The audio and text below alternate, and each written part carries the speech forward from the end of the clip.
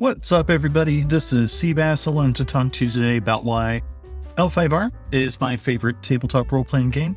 I've been GMing and playing L5R for over 10 years now, and I've tried many tabletop role-playing games, both mainstream and independent, but L5R has been something that I obsess over. On one hand, the community is on another level.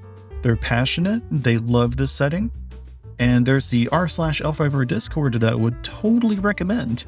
On the other hand, samurai are just badass, and I can't think of another tabletop role-playing game that captures the fantasy of playing a samurai the way L5R does. You might think of classic movies like Zatoichi or Seven Samurai.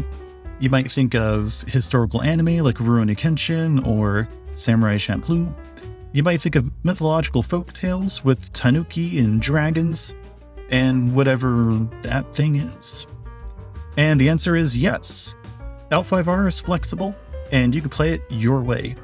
By default, L5R is about conflict, on the battlefield, in the courts, and in one's mind. Players will be asked to make impossible decisions when the code their characters live by suddenly contradicts itself, or when their duty conflicts with their desire. Characters will cry out to their rivals in blind fury when they clash in deadly duels. The players will get to know their characters intimately by the first session through some of the deepest character creation ever seen in tabletop role-playing gaming.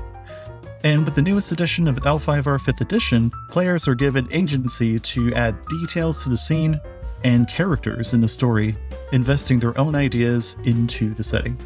L5R has been my favorite system since I was first introduced to it in 4th edition. At the time, my friends and I had only known Pathfinder, D&D, some other D20 systems, and we each decided to branch out, try a new system, GM our own campaign. One friend picked up Numenera, a science fantasy tabletop role-playing game set in the far distant future, written by Monty Cook. Another picked up Star Wars: Edge of the Empire by Fantasy Flight Games, one that focuses on playing the scoundrels, rebels, foot troopers of the Star Wars setting, and I picked up L5R 4th Edition. Then, at the time owned by AEG, it was a D10 system made for simulating a gritty, fantastical story inspired by feudal Japan and classic samurai cinema. All of us picked our games based on beautiful artwork and the fantasies that they represented. The fantasy I bought into was that L5R would allow me to play as a noble and capable samurai, vanquishing evil like in the anime I would watch on Toonami after school. What I got were some of the most memorable gaming moments that we still talk about years later. So I want to talk to you today about the fantasy that L5R promises, how it delivers through its content and mechanics, leading it to become my favorite tabletop role-playing game system. The setting of Rokugan is a fictionalized country inspired by feudal Japan. It was developed in 1995 for the collectible card game, developed even further for the RPG following soon after in 1997. Rokugan is overseen by an oppressive imperial family headed by the Emperor, as well as 7 feuding great clans and many more minor clans, all of which serve the Empire and their own agenda. The clans all have history, rivalries, alliances, duties to the Empire, and varied interpretations of both religion and philosophy. The country at large sees its conflict with supernatural forces like the Shadowlands bordering their nation, or cosmic threats such as the Nothing, and foreign diplomacy from nations each inspired by India, China, Korea, and plenty more. Players would expect to play as samurai nobles, but not just warriors. You could play as diplomats, spiritualists, shinobi. This was a game that placed the philosophy of Bushido at the center of the role-playing experience. Bushido dictated how characters should act in the setting if they want to maintain their status as nobles. Samurai had power, including the exclusive right to carry arms, and wealth. Money was a rare subject for players to be concerned with. However, such privilege carried great expectations. If you carry yourself improperly within the courts, you could lose it all. Similarly, in combat, characters can be cut down by a single devastating strike if they aren't careful. In the time I played 4th edition, I enjoyed how it separated itself from D&D. My players weren't free to murder their problems away, as they didn't want to damage their honor by acting without compassion. Combat was also quite lethal. Getting hit meant a character would suffer wounds, penalties to their dice rolls. Or during a dueling scene, a character might roll so high as to accidentally kill their opponents when it was just a duel to first blood, bro. So the players relied on words before swords. There were plenty of skills the characters had access to, along with unique school abilities, specific advantages, disadvantages, all giving the characters unique strengths in both combat and intrigue. Character creation was also entirely different from any system I've played. There are 20 questions providing context and history to your character options, including what your characters believe in, their personality. These questions were not directly tied to mechanics just yet until the 5th edition, which we'll get to shortly. But the questions were great at helping a player get to know their character on a deeper level. The questions also help bring up world-building decisions between the player and the GM. L5R 4th edition did a good job of simulating the samurai experience as it may be seen in classic samurai cinema.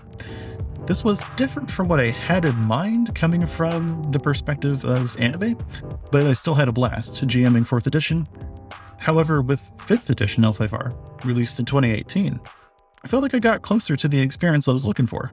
You see, 5th edition L5R RPG by Fantasy Flight Games relaxes its focus on gritty stories of life and death in favor of offering tools for telling stories of drama, and especially ones involving internal struggle. Bushido was still important, and samurai still maintained their privilege with expectation. But now there was an added focus on a character's duty versus their desire. In some cases, a character's past versus their desires. This idea became the core role-playing experience for L5R RPG. Characters now become stressed over balancing duty and desire, to the point of potentially losing their cool at inopportune times. With new stress mechanics, negotiating in the courts can be treated as structured conflicts, much like combat. Except now your opponent can attack you by stressing you out. Dueling is also heightened by the risk of losing one's cool. Allow your focus to slip, and your opponent will immediately strike at the opportunity. Another key difference for 5th edition L5R was to introduce narrative dice. I was no stranger to narrative dice, thanks to my friend's Star Wars campaign, and Fantasy Flight, their narrative dice had seen many systems with their own take on this resolution mechanic. But rather than the binary pass-fail results of a check, dice might offer succeeding at the risk of stressing your character out, or failing but still gaining some kind of benefit. The choice is given to the player, thanks to another mechanic called Roll and Keep, which was introduced back in the 1st edition of L5R. The players may roll several dice at once, but only get to keep a few. So this brings up a fun question of, will they choose to keep stressful results just to succeed? And if they do, what's stressing their character out? Personally, I enjoy the new emphasis on character's emotional state. During combat, you can ask the players why their character was gaining stress, and the player might attribute it to their character's past, revisiting them during the fight, or the player might say how their character really feels about their opponent, why they desperately need to defeat them. I also enjoy the narrative dice for what's called opportunity results, which are results that don't directly contribute to passing or failing, but they prompt moments for the player to add something to the narrative, even to the scene or to a specific NPC, and they prompt the player to add a quick moment of role-playing. For example, opportunity might be used to reassure another character in the scene, allowing them to remove some stress. A player might roleplay at that moment. Another opportunity asks the player to describe an interesting detail present in the environment. Sometimes this can be terrain, which is something that creates a real mechanical effect. All players have access to opportunities like these, and more, depending on techniques their characters gain through play. Lastly, the way the books are organized are by genre or theme, and if you buy the core book, you have enough to run a game with the basic premise of playing a samurai game of conflict and intrigue. There are some setting information for games that touch on supernatural threats, foreign diplomacy, but with the supplemental books, you'll find it goes into much greater depth. For example, A book like Shadowlands, the essential guide to the Dominion of Fu Leng, provides everything you need to play an adventure focused on exactly that.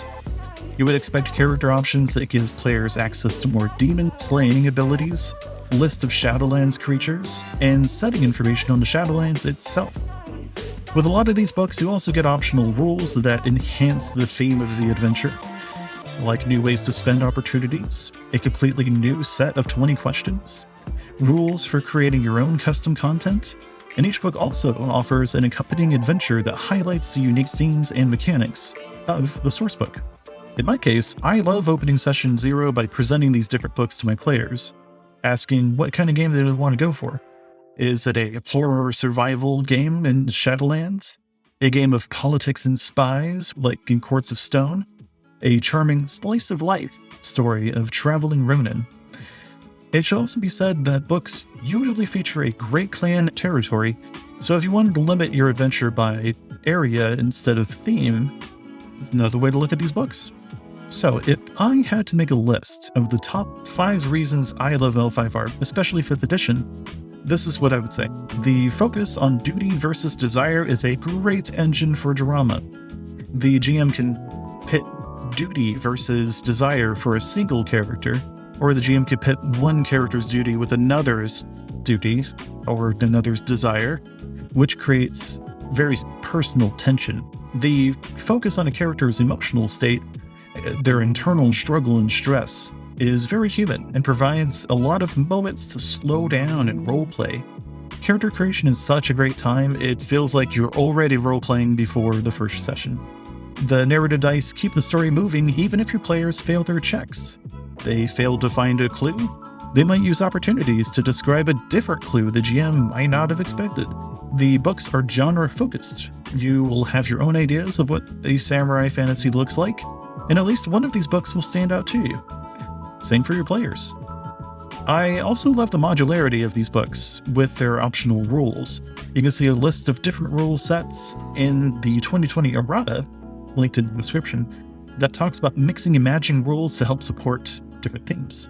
What would be your favorite thing about L5R? Let us know in the comments. If you have any topics you'd like us to get into, something you've been struggling with in your L5R game, our focus is to help reduce the barrier for roleplaying in L5R, or in general. For instance, the newest source book, Rid of the Wilds, was released about a month ago. It features a lot of non-human character options. Adventures of Brokagon, a 5th edition SRD version of L5R, also features a lot of non-human options. And we've been seeing a lot of questions in chat about how to incorporate these non-human characters into your typical L5R campaign. So next time, I think I'll be talking about how to be more flexible with character options, how to incorporate them into your game, or maybe how to limit those character options in a way that seems fair to your players. All right, thank you for watching. Talk to you next time.